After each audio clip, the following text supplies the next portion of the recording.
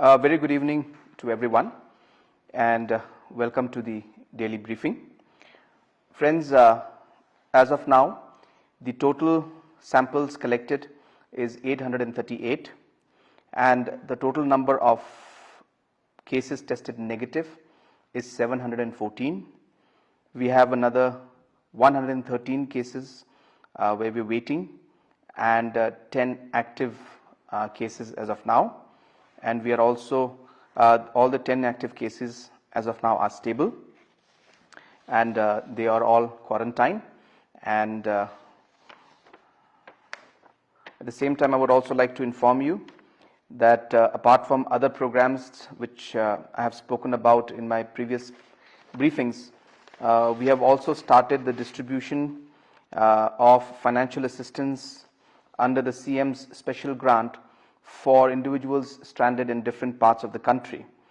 For this purpose, we are categorizing, and there are different categories of workers, students, professionals and others, and therefore we have selected the workers group first, and as we speak, the money for supporting them, that is a lump sum amount of 3,000 rupees, is being given to 1,617 people stranded in different parts of the country, and we will continue this process, and other categories also of students and professionals also will be ultimately given the money under the Chief Minister's Special Grant.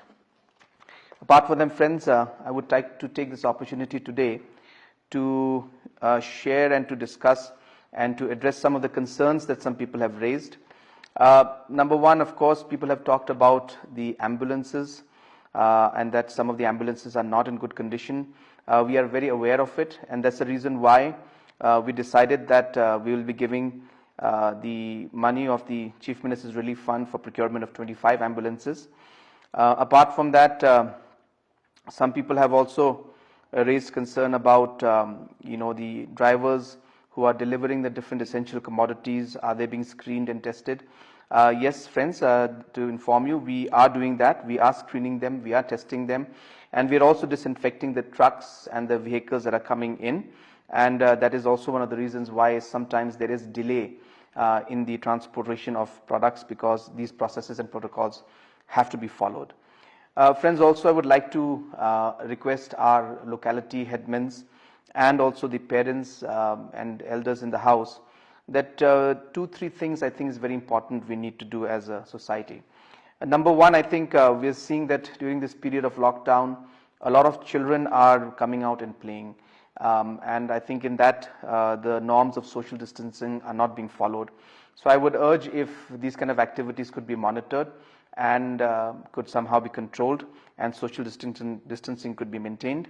Secondly, I would also request that the virus as such is something that we have seen throughout the world affects the elderly more, and therefore I would urge that if our elderly, our senior citizens, if they could refrain from going out and they could keep themselves safe, because this virus is something that we have seen throughout the world affects the elderly more. So I would urge our elderly and our senior citizens to refrain from going out as far as possible.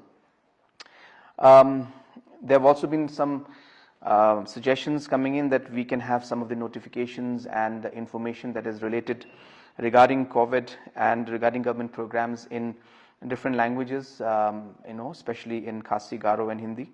And we are making arrangements for that, and we are also getting professionals, medical professionals on board now to give medical advice to our people in different languages.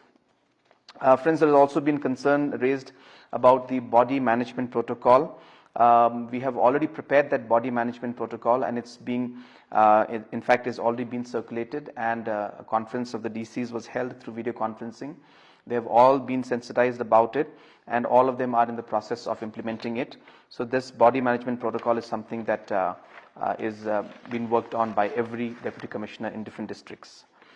Friends, there were also some issues about the laborers from different parts of the country who are in the state, stuck in the state. Some concerns about who is supposed to take care of them. Well, it's very clear that every state government in every part of the country is supposed to take care of all migrant laborers. So like it's being done in other parts of the state, of the country, even the Meghalaya government has been supporting and taking care and providing shelter to all migrant laborers who have come here from different parts of the country. And there were also concerns about the mining areas, and I think some suggestions came in that there should be some relief camps set up in those mining areas also, because a lot of laborers are there. Friends, that also has been done in most of the mining areas. And in case there are any areas that are left out, I will once again check on that and ensure that all steps are taken, that we can take care of all those also. Apart from that,